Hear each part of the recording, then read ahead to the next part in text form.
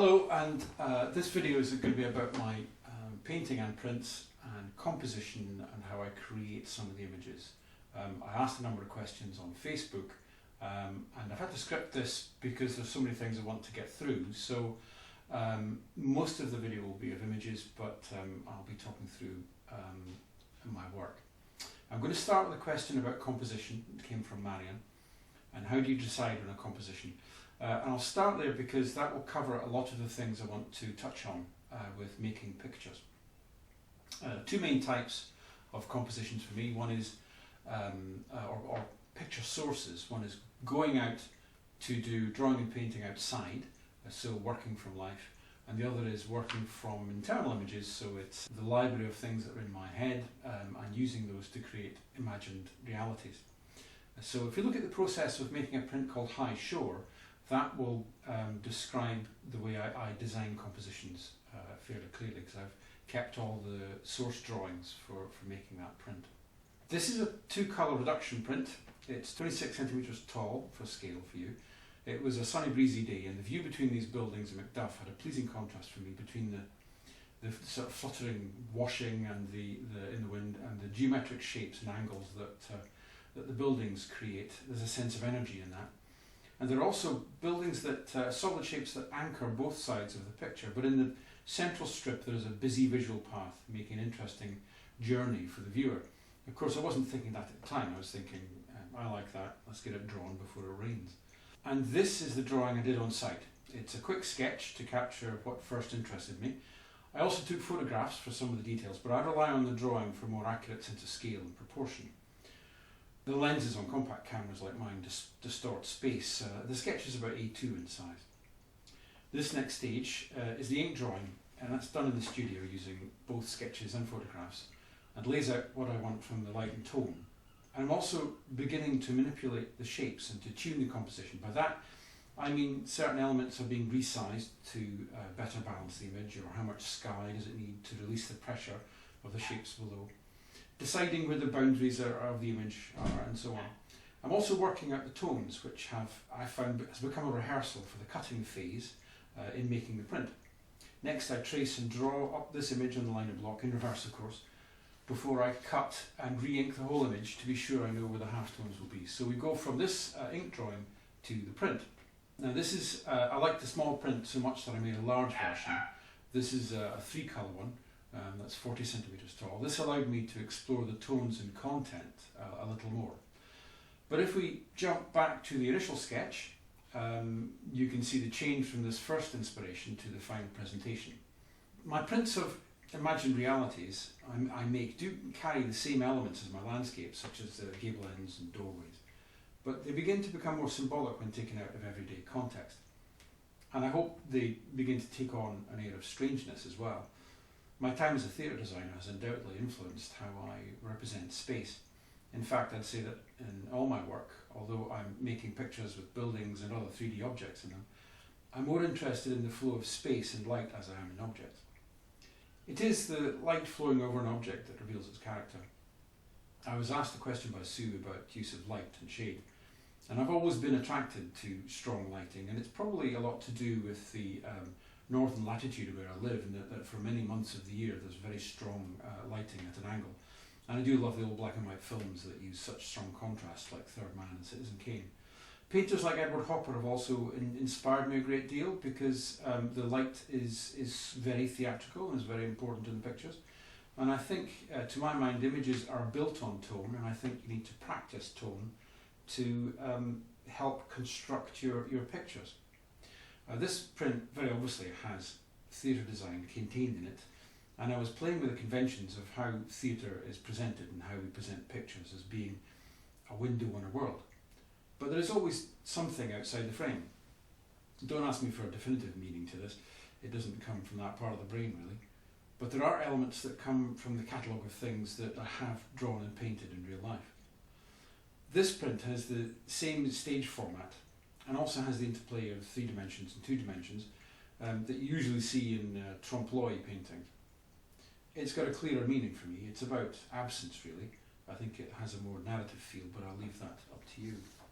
Erin asked a 2-part question. Does the subject determine the medium, And do images get processed in paint and print? A subject may suggest itself in one medium and then go on to find another life in another medium, but so let's look at one that started in paint and then went on to make a print. I walk this way regularly, many times a week. One day I realised how much I liked it. I have no idea why that day and not another, but it may be perhaps to do with lighting. I came back and drew it, went home and painted. It's a bit larger than A3. It is because of my preparatory work for prints and using acrylic inks that I started using these inks for paintings. I enjoy the transparency and permanence of the colours so much that I started making these paintings for their own objects. As a side note, when I started looking at work on this video, I realised that this image has many of the elements of my imagined reality prints, the sort of stage and theatre prints, the layers of walls, the portal doorways, the church spire in the distance and so on. But that shouldn't really come as a surprise. I liked the design and decided to make this two-colour print, and as you can see I contracted the composition to a square format purely because I liked it better. I think it concentrates the sense of going through that doorway, that portal, more. It focuses it more. But also for other practical reasons, because I decided to make a group of square prints. This is one other from the same series, the same process as before. It's also using Posca acrylic pens and fine indelible markers.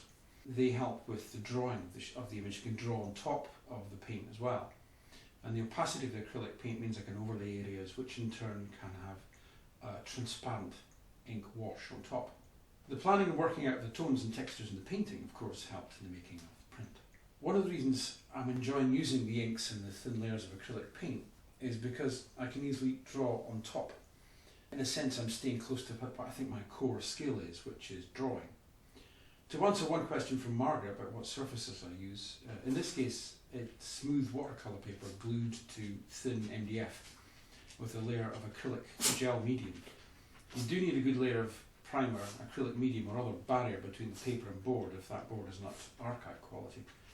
What I'm looking for is a firm surface to make pens and pencils receptive to thin inks and paint. The repeated working on transparent and opaque can give you luminosity in the light. These small paintings of the sea are a series that came from the experience of being at sea for about 2 weeks, being able to look down into the sea in quite rough conditions, so far from shore. It was a very interesting experience.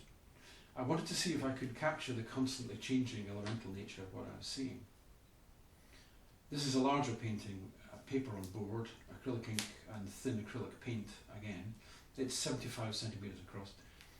In all of these, I didn't want to macroscopically reproduce the photographs I took, but rather to use them as a sort of guide to help me to work out how to make marks and colours that expressed the sea and what I saw and felt. Like many other artists making representational pieces, away from the source material, memory is an important player in making the work. A question from James, do you prefer oils or acrylics? The answer to that is it depends. I've kind of a love-hate relationship with oil paint. I love it, but it hates me. I'm lucky enough to have an extra space where I can go and make oil paintings away from the printmaking and acrylics. When I go there, I really am on a completely different branch of my practice. It's my practice. All artists' practice isn't a direct ladder going in one direction. It always is branching out, and there's a whole arm of oil painting I'm doing right now which is completely different to everything else I do. And I won't go into great depth here about this body of work, but I'll show you a few pieces. I'm not sure 100% where it's going, but then again it should be about the journey rather than knowing I've arrived.